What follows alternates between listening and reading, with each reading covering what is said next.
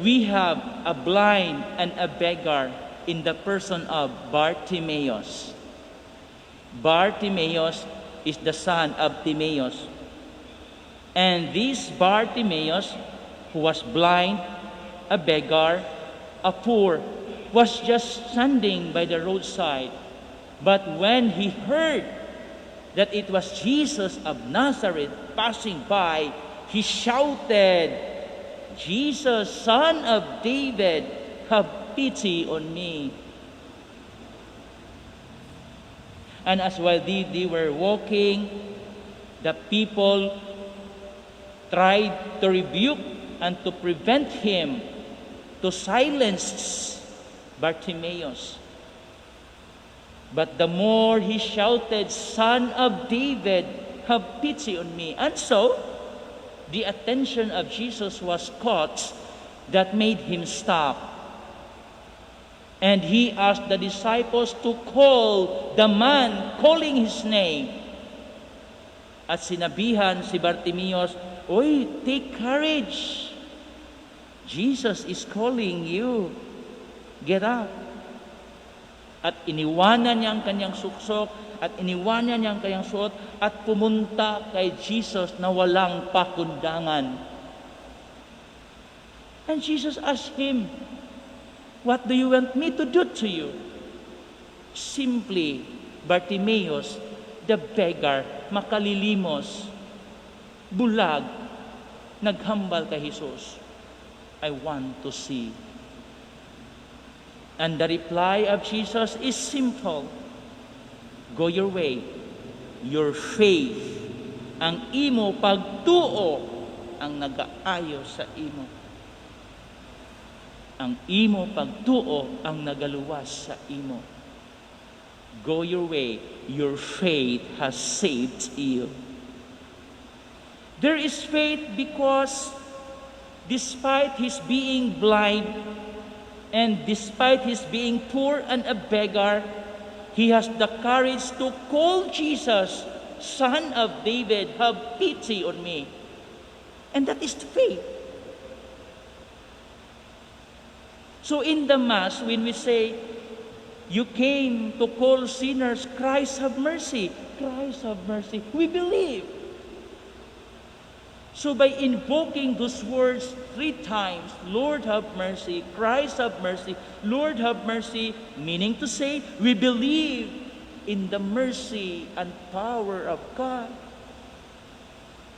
So if God forgives, the more God loves.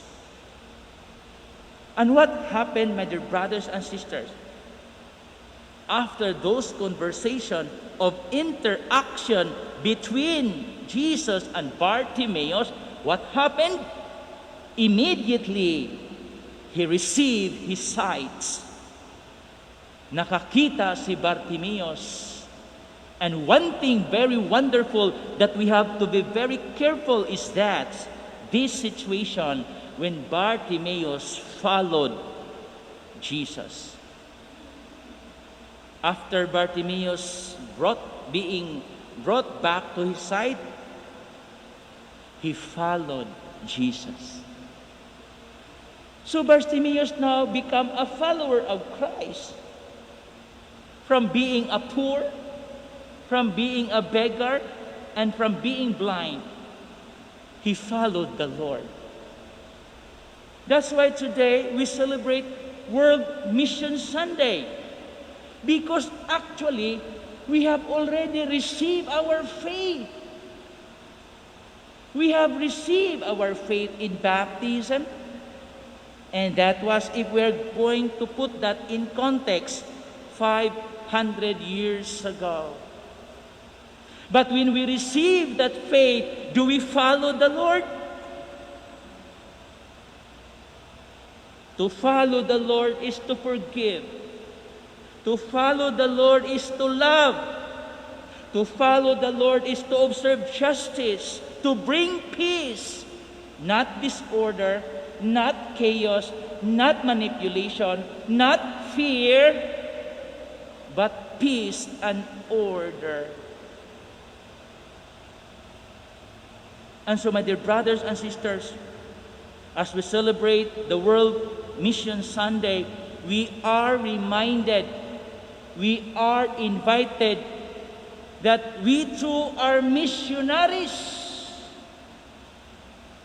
We are not just missionaries, but disciples of the Lord by virtue of our baptism.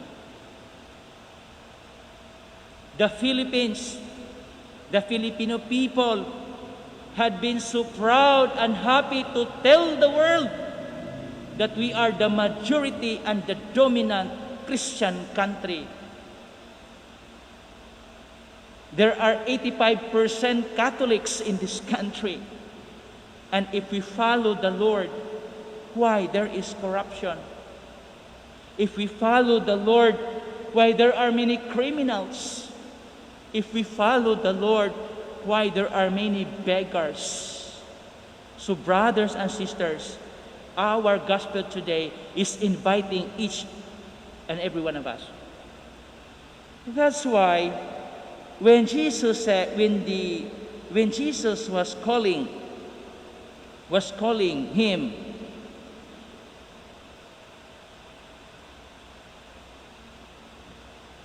Bartimaeus, it is also a call for us. When Bartimaeus, brothers and sisters, was asked to go because the faith has saved him, the same message is conveyed and extended to us. We are asked to go and share that message. Like Bartimaeus, though we can see physically, but we can be blind. We can be blind because we do not see the goodness of God. We cannot see the power of God. We cannot see God in other people. We are blind because we fail to thank the Lord each day of our lives. We fail to thank you Lord, may ara pa ako makaon.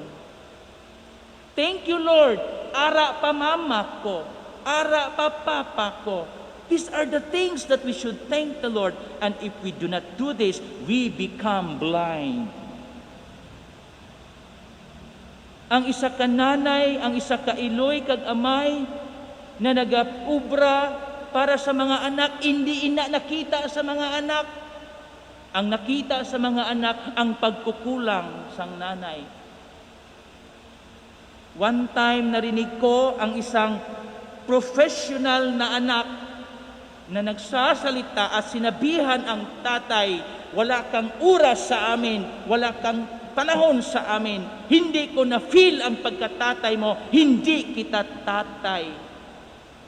Bakit? Because the father hindi nakapagbigay ng oras kasi ang kanyang trabaho is palipat-lipat.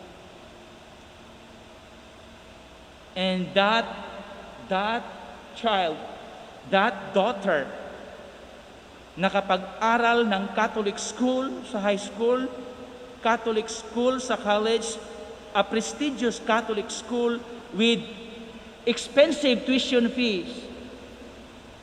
Nakapag-graduate ng maayos at sinabi ng anak sa tatay, hindi ko nakita ang pagkatatay mo, hindi mo kami mahal. By that, we become blind. How many are doing that to our parents? Sabihin natin ang nanay, hindi mo ako mahal. Magsalamin nga tayo. Tingnan mo nga ang mga baby at kabataan and put yourselves in that na nung ako ang baby pa. You see how our parents invested on us but they failed to see those. Hindi ka lang nakapagbigay ng pera at pang-allowance isang araw, masamang nanay ka na. But all of your life, minsan hindi ka na makapagpaligo ng maayos kasi nagplaplansa, nagpasuso, gumagawa sa bahay, and they were not able to see that. So many times we become blind. And so, my dear brothers and sisters, blindness are just around us. Kahit kadako-dako pang sang aton mata, kung hindi natin nakita ang importansya ng tao na handyan sa atin kapiling niya. Di ba yan masakit sa isang nanay na sabihin sa isang anak, buti pa si Ninang, pag birthday ko, binigyan ako ng cake. Napakanami. Mahal ako ni Ninang. Isang beses ka lang binigyan ng cake. Mahal ka na ni Ninang. Yung nanay mo na nag-aaruga ng 30 years, hindi ka mahal? And if we allow this blindness, brothers and sisters, we cannot appreciate and we become pessimistic, maging negatibo tayo. Pasalamat tayo, humihinga tayo. Pasalamat tayo sa hangin at oxygen. Sa panahon ngayon, pagbababa ang oxygen, ay pipila ka sa ospital. O, di ba?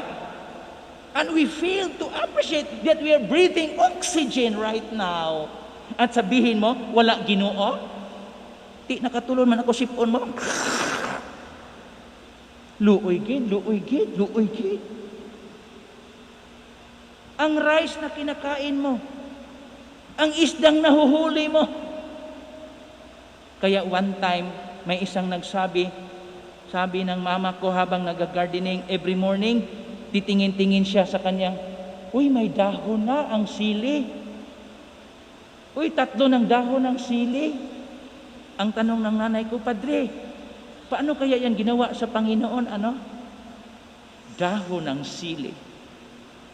Yet pagpupunta ka sa mga inasal, unlimited rice kag sili. Sa sili na kinakain mo, naalaala mo ba ang Diyos? Sa panahon na sumasakay ka ng jeepney, naalaala mo ba ang Diyos? Sa panahon na nakatanggap ka ng salary mo, naalaala mo ba ang Diyos? Wala. And we become blind in that. We become blind in many things. We become blind, brothers and sisters. Kung ito po'y ating hahayaan, magiging problema po yan natin. Kasi sabi nga, kapag ang bulag ay nagdadala ng isang bulag, silang dalawa ay malalaglag. At ang mahirap, kung tayo ay napagbulag-bulagan. Darating na po ang eleksyon. Makikita po sana natin ang mga pangyayari. Makikita po sana natin ang lahat ng karanasan. Kayo na po ang bahala sa pagdating ng araw. As missionary disciples, we are called to continuously proclaim. Tayo po'y Katoliko, hindi lang kung Enero sa dinagyang, hindi lang December kung Pasko, hindi lang November 1, November 2 kang patay kag All Souls Day, All Saints Day, hindi lang sa Semana Santa pag Abril kag Marso, but we are Catholics every day. We are Catholics even if we get inside our offices. We are Catholics. Pamangkot. Are you a disciple of Christ when you are in your office? Are you a missionary disciples of Christ when you are in your office? Or we're only disciples of Christ when we are inside the church? No. Our being disciples is everywhere. Kahit sumasakay tayo ng jeep, kahit namamasyal ka sa parke, kag naglakad-lakad ka sa Plaza Libertad, we are disciples of Christ. And brothers and sisters, as I end my sharing this afternoon, let us thank the Lord for all the blessings that we have. The fact that we are right now is a blessing. Sabi nga ng isang empleyado namin, pag nakikita niya sa Facebook, uy, si so-and-so namatay, uy, si so-and-so namatay. Ako man, sa amin, makikita kong mga damo namatay. Doon man sa pinanggalingan ko, somewhere in Mindanao, damo namatay. Maririnig ko lang, condolence, sympathy. It becomes normal. Ang mamamatay ngayon, normal. But Jesus came, not for us to die, but for us to live. Ang sabi ni Jesus, if you have faith, even if you die, you live. May ara ba may ara ba kita na sininapagtuo? Na kahit mag-ulan, kahit mag-init, kahit may problema, makadto man kita sa simbahan? Because we thank the Lord. Brothers and sisters, magpapasalamat tayo sa Diyos that for almost 2 years, buhay pa kita. I've heard of a person, in fact, popular sa Cebu, spending millions, they die. May kakilala ko, I personally know, spending more than 1 million, buhay. May iba naman, nasa loob lang ng bahay, buhay. Kasi, pasikreto, tuob, ano pa yung ano. May iba naman nasa loob ng bahay, patay. Wherever we are, sabi nga nila, if it is your time, it is your time. But we have to take care of ourselves. Again, in this Mass, we thank the Lord. Hindi tayo magbulag-bulagan. Buhay ang Diyos sa anak mo, sa asawa mo, sa hinihinga mo, sa kinakain mo. Buhay ang Diyos. See God in there. Kahit sa mga pagsubok, kahit sa mga problema, ara ang Diyos.